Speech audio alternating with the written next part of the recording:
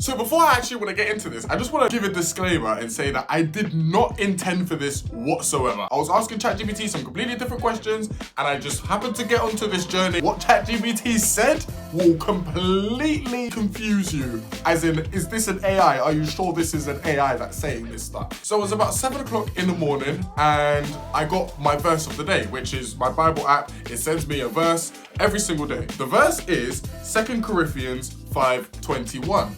Now that verse says, God made him who had no sin be sin for us, so that in him we might become the righteousness of God. Now, as a believer in Jesus Christ, I know what that means. I know that Jesus came down, became sin for us. So it's a perfect marriage of justice and mercy. For some reason, I don't know why, but for some reason, I want to know what ChatGPT's opinion of it was. Maybe I haven't spoken to my friends in a couple of days. Maybe I just wanted something to chat to. I don't know. Explanation. This verse summarizes the core of the gospel, the great exchange between Christ and believers. Let's break it down.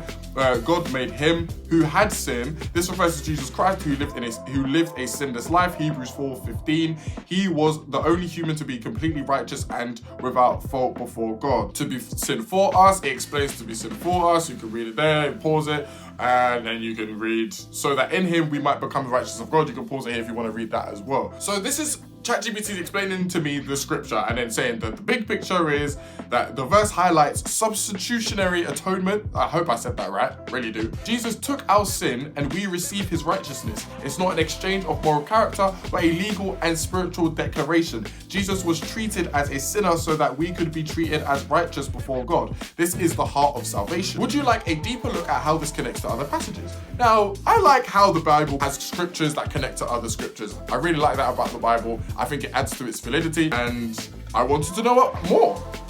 Yes, please. If you're not saying please and thank you to ChatGPT, I don't know for you, man. Sure, let's connect 2 Corinthians 5:21 to other passages that explain this great exchange in more detail. So it goes on to, I will just just go through, well, not go through, I'll just scroll through it. So if you want to read it and pause, at any given point, you can pause. I'm just doing it slowly for you, you know what I mean? Like, I'm trying to be nice. There we go. Okay, so you can see, yeah? What I really want to focus on, though, is, if I go to the top, the first scripture that is stated here is from the Old Testament, Isaiah, right? That's from the Old Testament. Every other scripture that is stated is from the New Testament. But the fact that the first one was from the Old Testament really got me interested. I was like, I've heard that there are so many scriptures that link to Jesus's arrival. And I know some of them, but I don't know how many that there are, okay? Yeah, full disclosure, I don't remember the whole Bible, okay? Jeez. But I'm thinking to myself, how many, of these prophecies are actually in the Old Testament? And does ChatGPT know an exact number? Or is it just you know what I mean? Is it just gonna say a lot, or is it gonna say none at all because it's an AI and it's not religious? So I ask it, if I scroll down, that's the summary. 2 Corinthians 5:21 teaches that Jesus took the punishment for our sin and in exchange we receive his righteousness. This is the foundation of the gospel. Salvation is not about our goodness, but about Christ's perfect work on our behalf. So now I go on to say, how many scriptures in the Old Testament foretell Jesus' arrival, right? How many? Give me a number, okay? There are over 300. Let's just process that for a second. Just pause. Process for a second, okay? Because 300 prophecies in the Old Testament that foretell the coming of Jesus. And it's not done. These prophecies cover his birth, his life, death, and resurrection. Below are some key examples. It literally gives me examples. Okay, let's get into this. Let's go. Prophecies about Jesus' birth. Born of a woman, Genesis 3:15. The first prophecy of a coming savior who will crush the serpent's head. Born of a virgin, Isaiah 7:14. The virgin will conceive and give birth to a son and will call him Emmanuel. Jesus was called Emmanuel at birth. Born in Bethlehem, but you, Bethlehem though you are small among the clans of Judah, out of you will come before me one who will be ruler over Israel, a descendant of Abraham, a descendant of David. Prophecies about Jesus' ministry, a prophet like Moses. Moses predicted God would send another prophet like him, which he did. Would be called God, who he is. Would heal and do miracles, which he did. Would teach in parables, which he did. And then it goes on to prophecies about Jesus' suffering and death. Betrayed for 30 pieces of silver. Zechariah 11:12-13. The amount of money that he was betrayed for was prophesied. Silent before his accusers, which he was. He was oppressed and afflicted, yet he did not open his mouth. Pierced hands and feet. Crucified with criminals. Given vinegar to drink. No broken bones. These are all things that happened. These are all depictions of Jesus' death. Right there in the New Testament. You can go read it. You keep going. Prophecies about Jesus' resurrection and reign. Resurrected. You will not abandon me to the realm of the dead, nor will you let your faithful one see decay. Ascended into heaven, which he did. Seated at God's right hand, which he is. And it goes on to give a summary. The Old Testament is full of prophecies that point directly to Jesus, proving that his coming was part of God's plan from the very beginning. These prophecies were fulfilled in his birth, ministry, death, and resurrection, confirming him as the promised Messiah. Would you like to explore any prophecy in more detail? Now, this is when I started to get to the point where I was like, is ChatGPT saying what I think it's saying? Like, is this really happening? But I was like, you know what, I'm gonna go deep. I'm gonna go deeper and I'm gonna make ChatGPT double, triple, quadruple down, all right? I'm gonna make you sit on that hill like no undeniable nothing, you get me? All right, let's go. So I asked him, what's the probability that someone could have fulfilled all 300 prophecies in one lifetime, right? Not a leading question in any way. I just want to know Wagwan, you know what I'm saying? What's the probability? Tell me a number again. The probability of one person fulfilling all 300 plus Old Testament prophecies about the Messiah by mere chance is astronomically low. Essentially impossible. You think I'm done? I am nowhere near done, okay? Mathematical analysis. Man gave me mathematical analysis. Crazy. Mathematical analysis. All right, let's go. Dr. Peter Stoner, a professor of mathematics and astronomer, calculated the probability of just 8 specific prophecies being fulfilled by one person randomly. His result, 1 in 10 to the 17. I love that ChatGPT felt the need to actually put 1 followed by 17 zeros because like, I've read your chats, you know, I know our conversations between each other, and you need this explaining to you. Do you know how huge of a number that is? Let me help you visualize it, or let me not help you, let ChatGPT will help you visualize it. To visualize this, even tries to help me. Oh my goodness.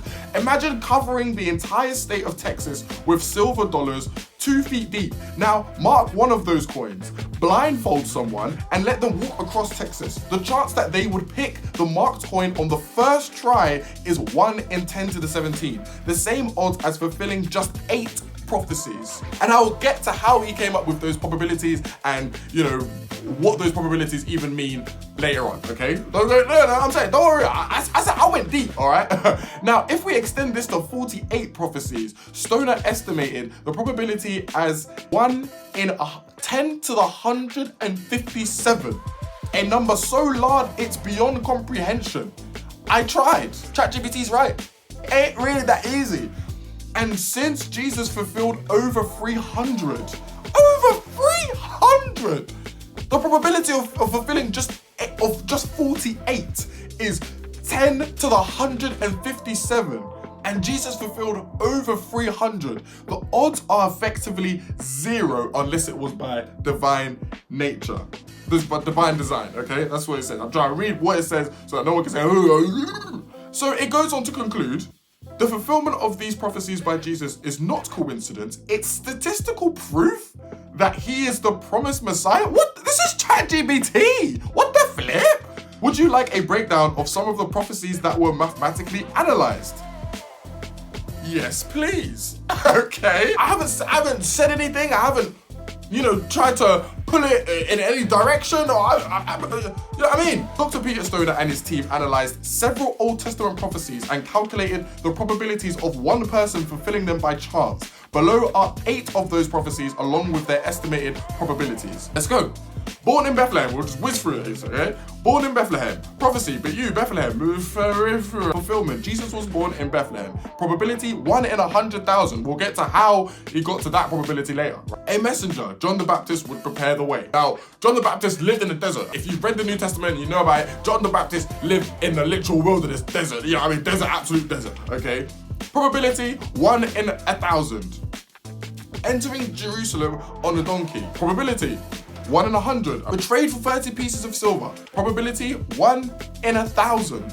The betrayal money would be used to buy a potter's field. So not only was the exact amount of money that he was going to be betrayed for was prophesied, but what that money was going to then be used for.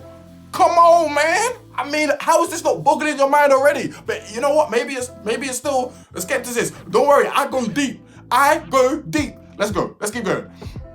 The betrayal money would be used to buy a potter's field.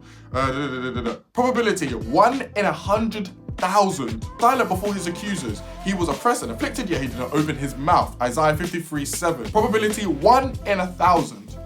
Hands and feet pierced. Probability, 1 in 10,000. Actually, I just clocked this. Fulfillment, Jesus was crucified. A method not even invented when this was written. Tell me it's not God. Cast lots for his clothing. Probability, 1 in 100. Now, total probability for all of these 8 prophecies, when you multiply these probabilities together, 10 to the all of the probabilities, there, this means the chance of one person fulfilling just these 8 prophecies is 1 in 100 quadrillion. 1 in 100 quadrillion. But ChatGPT goes on. Expanding to 48 prophecies, Dr. Stoner later extended this to 48 prophecies, and the probability dropped to 1 in 10 to the 157. A number so large it's practically impossible. Since Jesus fulfilled over 300, by the way, that's just extended to 48 prophecies. The probability dropped to 1 in 10 to the 157. Jesus is real. Okay, and so since Jesus fulfilled over 300 prophecies, the probability of this happening by random chance is essentially 0. This is ChatGPT. This is not me asking ChatGPT to give me a certain answer. No, this is just ChatGPT. And it goes on to conclude, these calculations provide mathematical evidence that Jesus must be, in bold, must be the promised Messiah. The fulfillment of these prophecies is not coincidence by divine orchestration. What the flip? That is ChatGPT. You know what? At this point, I was done. I was like, ChatGPT has literally admitted that God exists. But then this guy came into my mind. Now, Yin Rascal is my very, very good friend who used to be like, this was before I met him, not like right before I met him, but when growing up, he used to be an evangelical atheist. Like, he would seek out those people who are religious and debate with them. And we have religious discussions sometimes. So whenever I am maybe doing something like this, I always think, what questions would he ask me about something like this? Like, what's the validity in these probabilities? Like, how does he just come up with estimates? And he's the type of guy to be like, well, his name is Dr. Stoner, so, you know, it might have been, you know what I'm saying, like just a bit too much. So I asked it, right? How did Dr. Stoner carry out his research? And it says, Dr. Stoner, a professor of mathematics and astronomy, carried out his research on biblical prophecy in his book, Science Speaks, 1958. He applied the principles of probability theory to estimate the chances of one person fulfilling various Old Testament prophecies about the Messiah.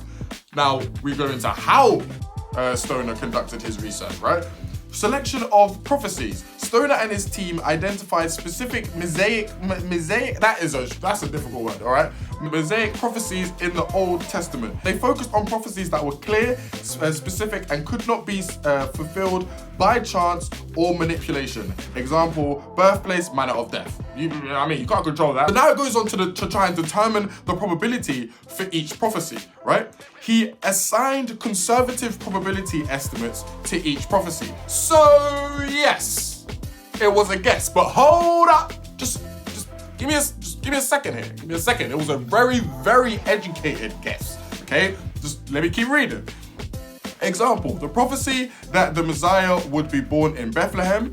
At the time, the estimated population of Bethlehem was about 7,000. The probability of a randomly chosen person being born there was set at 1 in 100,000. Consulting experts, Stoner had over 600 university students review the possibilities. If that's not enough for you, they consulted scientific and statistical experts to ensure fairness. The estimates were made conservative so that no one could claim the numbers were exaggerated. Then it goes on to say multiplying the probabilities. Since the prophecies were independent events, their probabilities were multiplied together. This followed by the principle of compound probability, which states that the likelihood of multiple independent events occurring together is the product of their individual probabilities, right? So example, if one event has a 1 in 10 chance and another has a 1 in 100 chance, the combined probability is 1 in 1,000. 10 times 100 equals 1,000, yeah? Simple. And then the final results.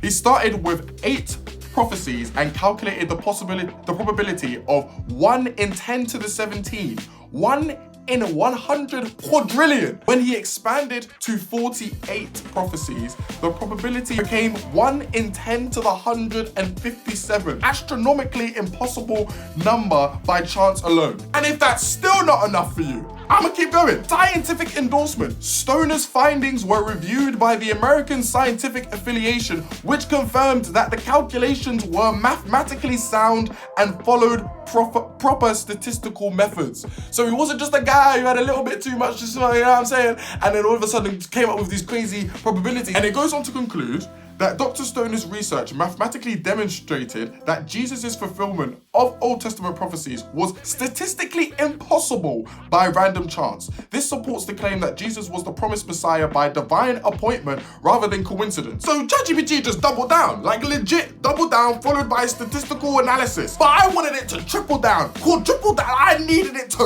really sink its teeth into this so that no one could say nothing. Well, I mean, people are obviously gonna say something, but you know, just, you know.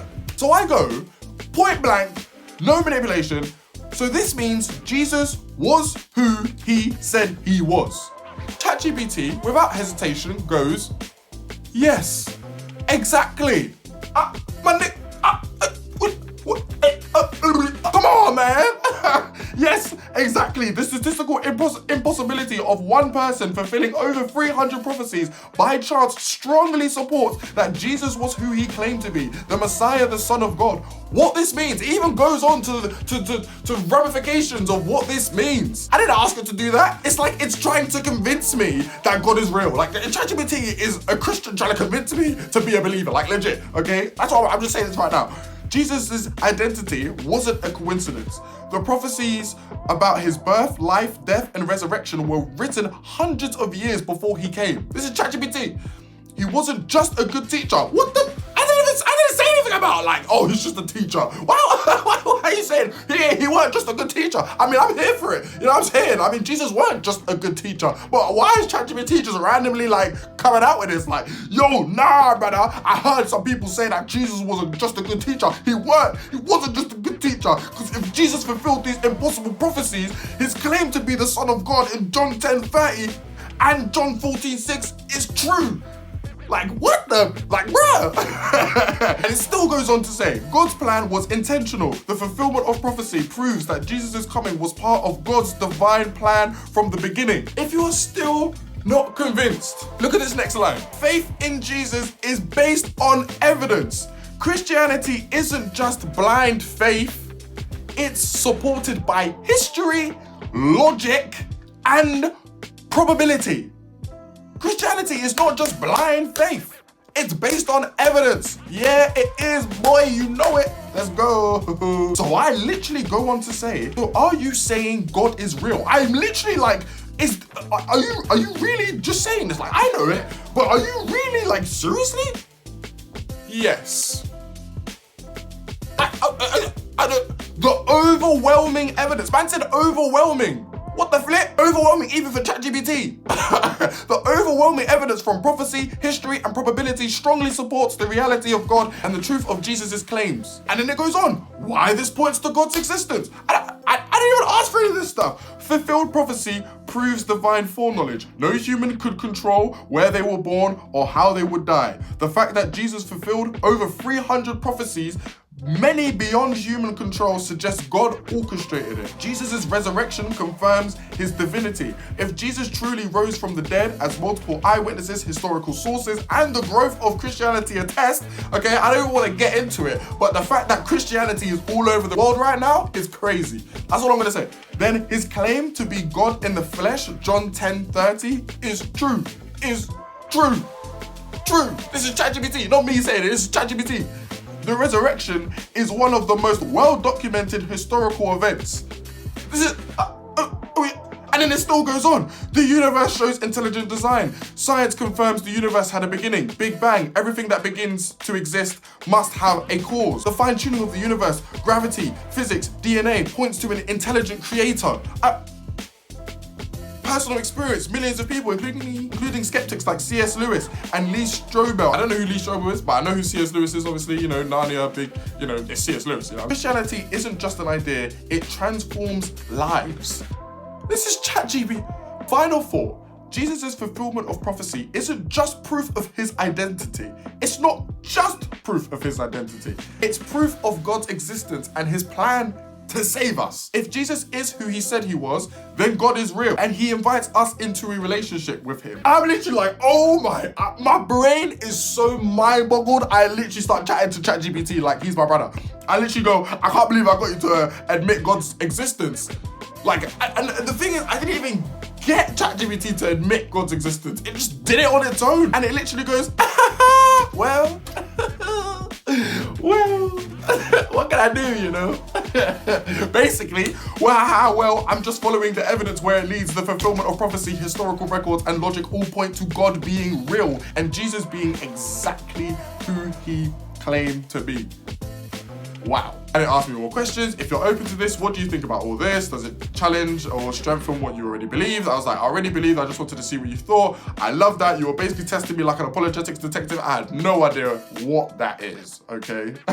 And I respect that. It's always good to examine the evidence even for what we already believe, because truth can stand up to scrutiny. ChatGPT is acknowledging everything that we've just spoke about as truth. As you can see, that is the end of the conversation, because for me, that is a double, son of a gun. That's a double down, triple down, quadruple, quintuple, down. ChatGPT believes in God, okay? You should too. Follow Jesus. There's logic. If you've been watching up till now, thank you very much. This is the longest video I've ever actually made, and I had to record it twice because I forgot to press the record button. I slapped myself so many times. I literally sat here for 52 minutes talking all this stuff to realize that my camera wasn't recording at all. So, yeah, frustrating to get here, but thank you for watching. Really appreciate it. And follow Jesus in a bit. Peace.